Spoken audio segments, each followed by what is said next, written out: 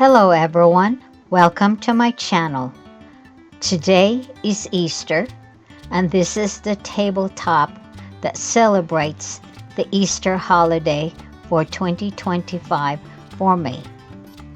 This is one of the childhood dolls that I had when I was growing up as a child in the 60s and early 70s. This doll is called Dress Me Doll and had origins in the 1950s. She was sold very inexpensively from the 50s and throughout the 70s. As a child, I did not own a Barbie doll, but I owned Dress Me dolls, and I had so much fun sewing doll clothes for her and didn't mind at all that I did not have a Barbie doll. Let's take a closer look at my table arrangement for Easter, which features my Dress Me doll, and this one is from the 1970s. She's got molded eyelashes and blue eyes, and she is hard plastic with a glued on mohair hair. And this one I made a dress and also hand tatted the lace. My mother taught me how to sew and also to make lace. And my newest hobby is making paper flowers, and I really like doing this. And I made sure that the pink somewhat matches the pink dress, the pink gingham dress of the doll. And I also have some rabbit or bunny figurines at the front, and also Easter eggs that has colors of the Easter season.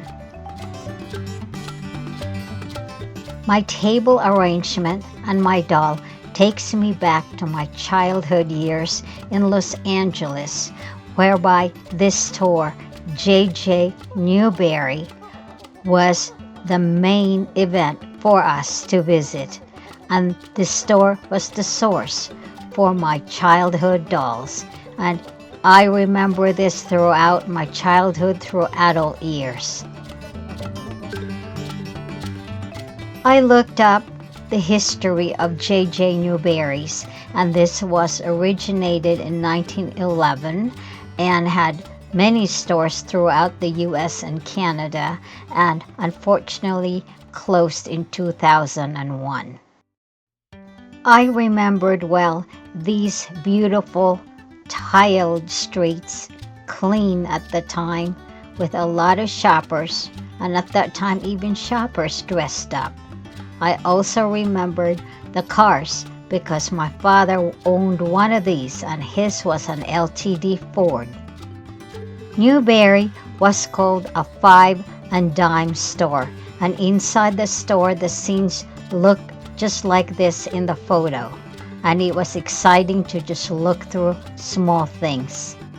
My favorite section of the store was located at the basement, where the fabrics were sold and also remnants.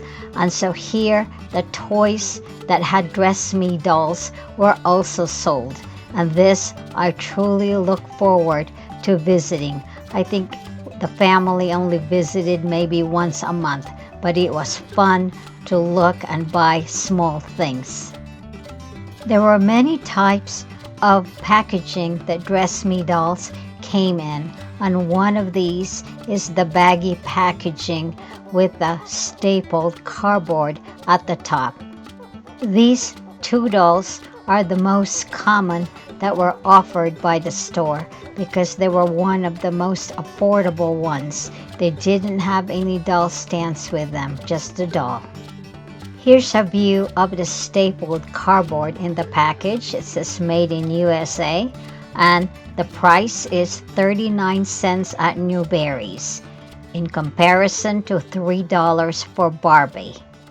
So Mom did not have any problems buying these dolls for me, and even my friends started buying them, but they didn't know how to sew, so I traded doll clothes for art supplies from them.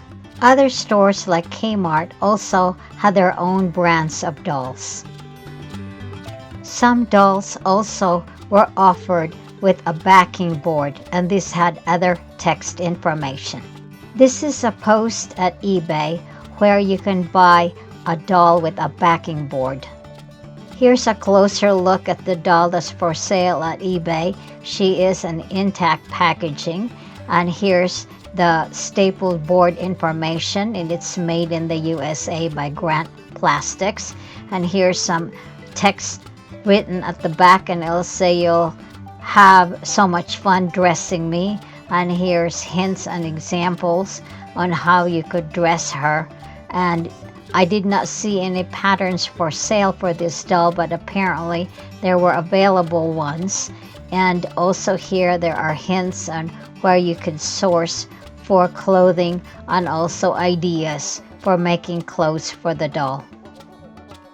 There were also sewing kits and patterns that were available. This is a photo that I found in the internet with such a kit, and this is the bottom layer of the box showing the doll. And then the top tray are sewing supplies here, and it has everything that you need to construct a doll outfit. And here at the lid is the pattern in the pocket. And then the bottom layer had the undressed doll, and there's space in there to put other things as well. And then here's a closer look of the pattern. Another form of doll offerings is the boxed costume dolls. I have one of these boxed costume dolls, and this one is Dolls of All Nations, and she has her original clothing inside and also her box. I purchased my doll from eBay, and here are views of the packaging itself. Again, just a box and not very fancy at all. The printing is simple, and some of the information here is somewhat faint. This doll was made in the USA by the Duchess Doll Corporation in New York, and here is again faint printing, but the eBay seller had a better description of this doll, and it is 703 French girl, 1950s Duchess of All Nations, and lands in box, and the total I paid for her was $16.23. That's the bid plus the shipping and tax. Here's the inside view of the doll. She's in really great shape. She still have her original backing board here, and she has a painted face, sleep eyes. Also, she's in hard plastic, and I believe this outfit is stapled to her, so I couldn't look at her markings if any, but most of these dolls did not have any markings. But her costume is very well preserved, so I'm very, very glad that I got this doll as an example of the period dolls in the 1950s through the 70s.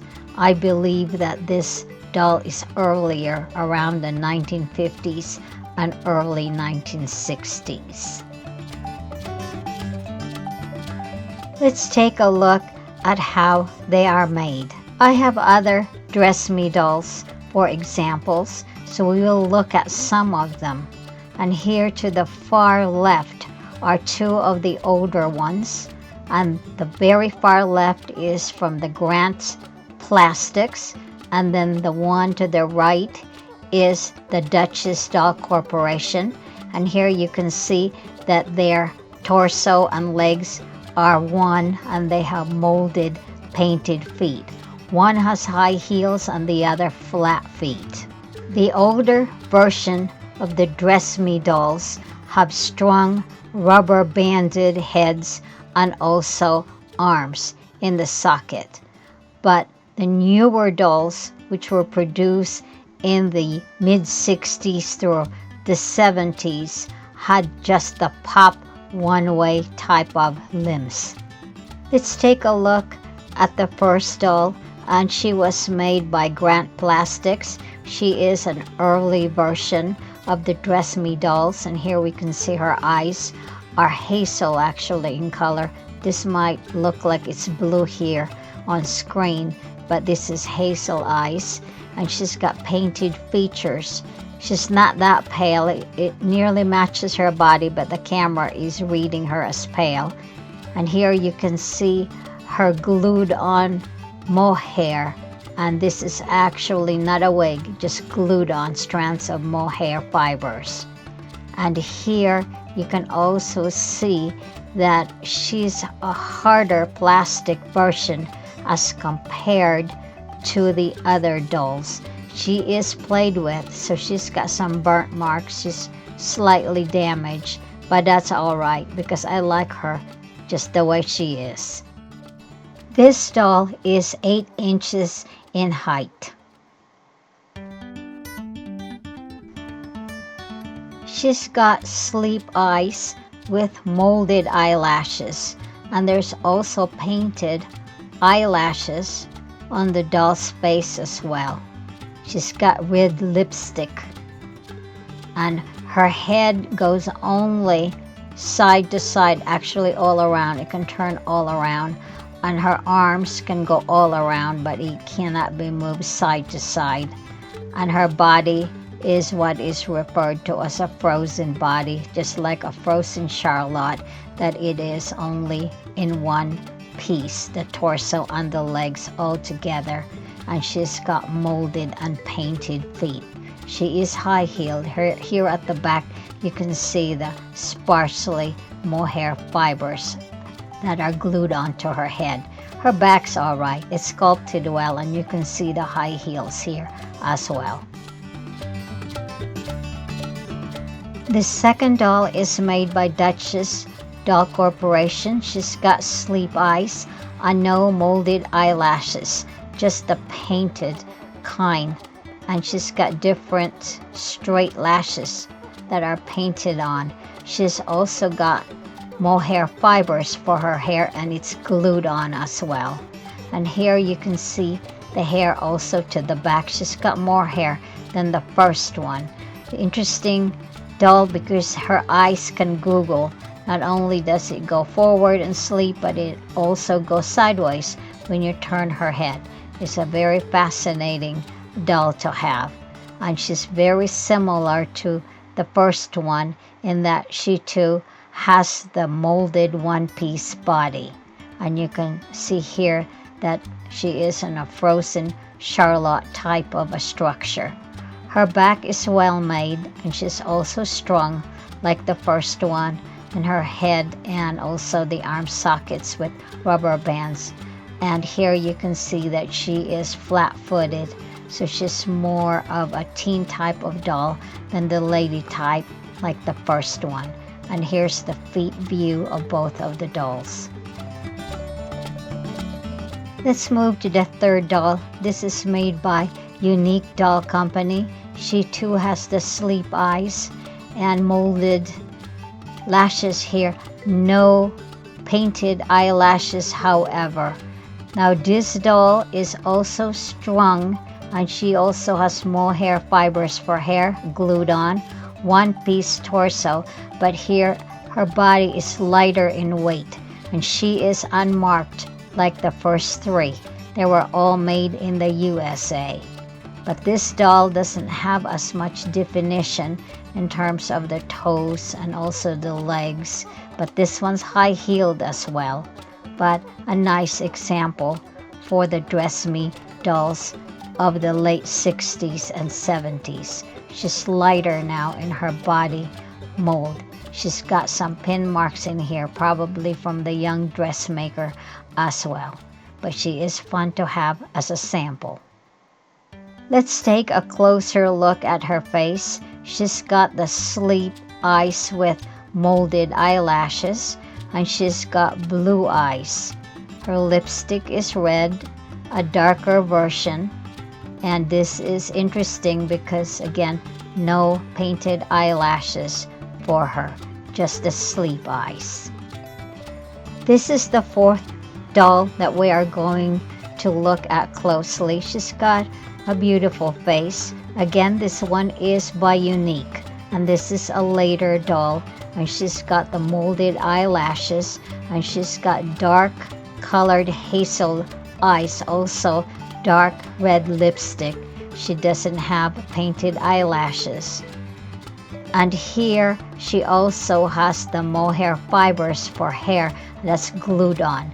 This is interesting because there is a transition. She is no longer strung, but the limbs and the head are popped down on, and at her back she's got a marking.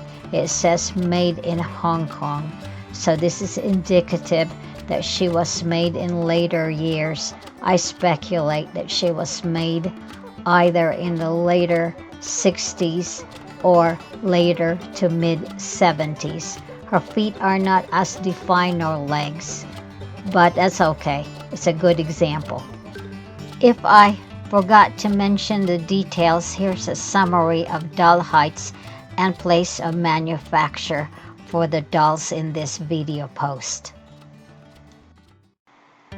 I hope that you found this presentation interesting and informative for the humble and inexpensive Dress Me dolls of the 1950s through the 1970s. If you have any experiences with these dolls, please share them. It would be very, very interesting to read your stories. Have a wonderful Easter, everyone, and thank you for watching.